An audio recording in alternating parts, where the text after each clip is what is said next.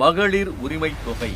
திமுக 2021 அளித்த தேர்தல் வாக்குறுதிகளில் மிக முக்கியமான ஒன்று மகளிர் உரிமை தொகை திட்டம். திமுக தலைவர் திரு மு.க. ஸ்டாலின் அவர்கள் தேர்தலுக்கு முன்பு திருச்சியில் வெளியிட்ட 7 முழக்கங்களில் சமூக நீதி என்ற தலைப்பின் கீழ் வெளியிடப்பட்டது இந்த திட்டம்.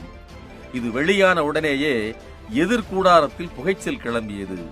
அதிமுகவின் எடப்பாடி பழனிசாமி இது சாத்தியமில்லாத திட்டம் என்று விமர்சித்தார். என்னங்க நீங்க டெல்லியில் இருக்கிற அரசாங்கம் தான் இப்படி செய்யுதுன்னு சொல்லு தவறான பரப்பி பைக்கு உடனே நேற்றைய தினம் அதுக்கு ஒரு அறிக்கை விட்டுட்டாங்க. இவ்வாறான எதிர்மறையான பேச்சுக்களுக்கு ஊடாக திமுக தனது வாக்குறுதியை நிறைவேற்ற உறுதியாக நின்றது. 2023 சட்டமன்ற கூட்டத்தொடரில் அறிவிக்கப்பட்டு அதில் முதற்கட்டமாக 1,13,00,000 பெண்களுக்கு 1000 ரூபாய் அவர்களின் வங்கிக் கணக்கில் வரவு வைக்கப்பட்டது.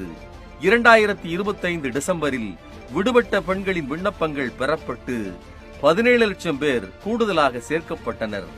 இதன் மூலம் மொத்தம் 1,30,00,000 குடும்பங்களின் பெண்களின் நிலை உயரவும் அவர்களின் தேவைகள் பூர்த்தியாகவும் உதவி புரிகிறது இந்த தொகை. மாதிரி இல்லத்தரசிகளை பத்தி யோசிக்கிறதுக்கு எங்க முதலமைச்சர் ஸ்டாலின் ஐயா இருக்கிறப்போ எங்களுக்கு என்ன கவலை? ரொம்ப நன்றி. திராவிட மாடல் அரசின் இந்த மகத்தான திட்டம் அடித்தட்டு மக்களின் வாழ்வில் ஏற்படுத்திய மேம்பாட்டை கண்டு கர்நாடகா மற்றும் ஜார்க்கண்ட் மாநிலங்கள் பின்பற்றுகின்றன. இலவசங்களை ரேவடி கல்ச்சர் என்று இழிவுபடுத்தி பேசும் பாஜக தாங்கள் ஆளும் மகாராஷ்டிரா மாநிலத்தில் பெண்களுக்கு உரிமை தொகை வழங்கும் இந்த திட்டத்தை செயல்படுத்தி வருகிறது. திமுக தனது தேர்தல் அறிக்கையில் ஒரு திட்டத்தை அறிவித்தால் அது தமிழ்நாட்டு மக்களுக்கு நன்மை அளிக்கும் என்பது மட்டுமல்ல, ஒட்டுமொத்த இந்தியாவிற்குமே பயனளிக்கும் என்பது இந்த திட்டத்தின் மூலம் நிரூபணமாகி இருக்கிறது.